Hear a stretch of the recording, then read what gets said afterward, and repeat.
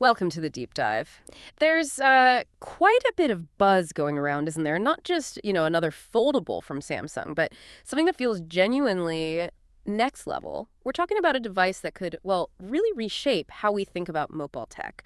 So for this deep dive, our mission really is to unpack all these recent leaks, these detailed reports swirling around Samsung's pioneering trifold smartphone. We're going to try and pull out the most important bits, the key insights from the sources you've shared, so you can get a quick handle on what this device might actually mean for the future. Now, just a quick word on where this info is coming from. It's mostly recent disclosures, insiders like at Panda Flash Pro, and reports popping up on places like China's Weibo. It's super important to remember, though, these details, while they seem comprehensive, they are unconfirmed. So, we need to look at them critically. Past accuracy hasn't always been perfect. But even so, what's emerging hints at some really interesting priorities for Samsung. Things like a super premium build, top-tier performance, and yeah, some design choices that are genuinely surprising. Okay, let's get into it then. Samsung's already like the big name in foldables. So why now? Why are they jumping into a trifold design? What's the big picture here? Right. Well, this device, and the rumored name is maybe Galaxy G Fold, it seems like more than just a simple update. It feels like a very deliberate expansion, moving beyond the Z Fold and the Z Flip we already know. Yeah. It's not just tweaking things. It genuinely feels like Samsung is staking out, a new frontier here in mobile innovation. Yeah. And it's definitely positioned to grab a lot of market attention. Yeah, and you can think of it as what we sometimes call a halo product. Ah, okay. Like a showpiece. Exactly. It's a tech demonstrator, really. It lets Samsung flex its innovation muscles, push the envelope on form factors, and crucially, it lets them test the waters for a much more complex, much more expensive design without risking their main foldable sales. It cements their image as a leader, sets a new bar for high-end phones, basically forces everyone else to react. Right. And that ties straight into how they seem to be placing it in the market, the rumored price. It's exceptionally high. How high are we talking? We're hearing figures around $2,800, maybe even pushing past $3,000. Yeah. And the initial availability looks pretty restricted too. Probably just select markets at first, like China and South Korea.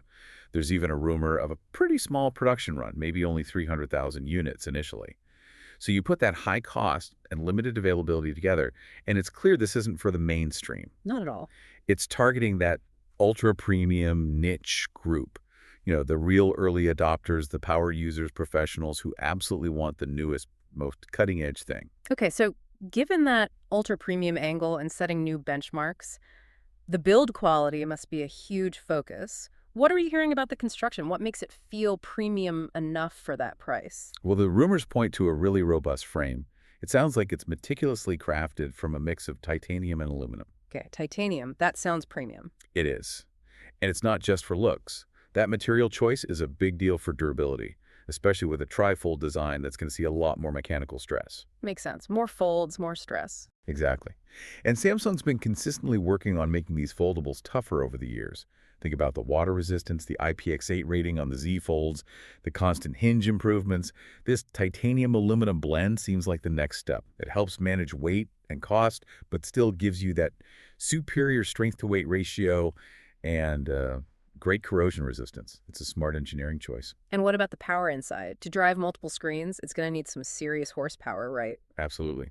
Under the hood, we're expecting Qualcomm's Snapdragon 8 Elite chipset. That's the top-tier stuff, and apparently it'll be in all regions. Plus, a substantial 16 gigs of LPDDR5X RAM. 16 gigs, wow. Yeah, and that kind of power is critical for a trifold.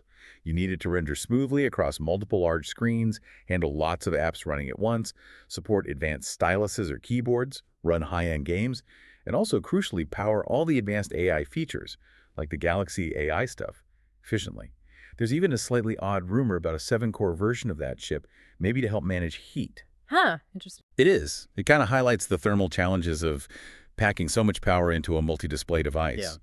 But yeah, the hardware choices clearly position this as a potential productivity monster, capable of maybe even desktop-like applications on the go. That's really pushing it. Laptop power in a phone format. But then, okay, we hit this camera decision. It feels surprising for such a cutting-edge device. No under-display camera on the main screen. What's the thinking there? Doesn't that feel a bit like a step back for a Halo product?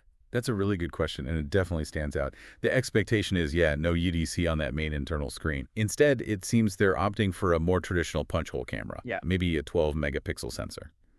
And look, it feels like a pragmatic choice. There's been a lot of Makes sense. industry talk about the limitations of current UDCs, right? The performance isn't always great. Image quality can be kind of Yep. lackluster. Yeah, I remember the early ones were pretty weak, like 4 megapixels. Exactly, like on the Z Fold 3.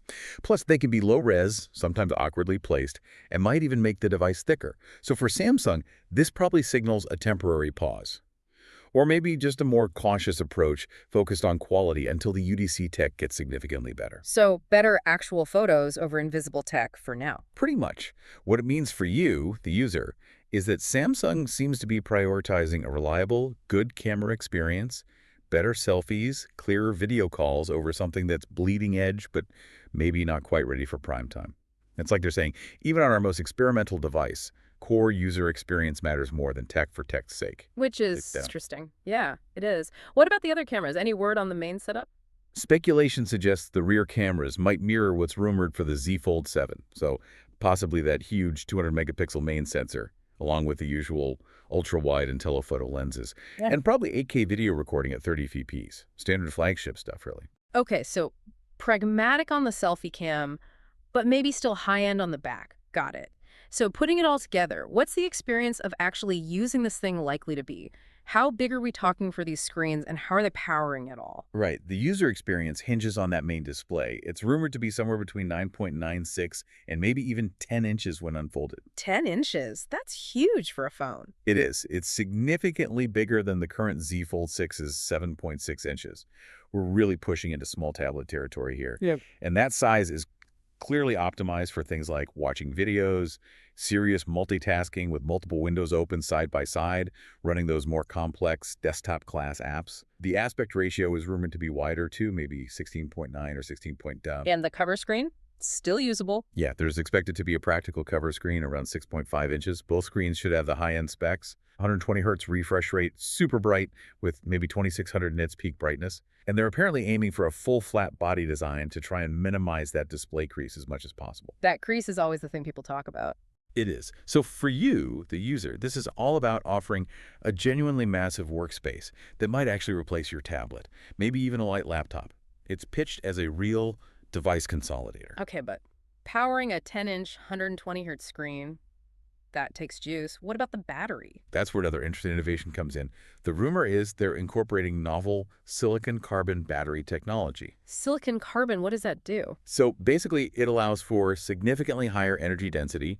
You get more power packed into a smaller physical space. Yeah. It does this by replacing the usual graphite anode in the battery with silicon.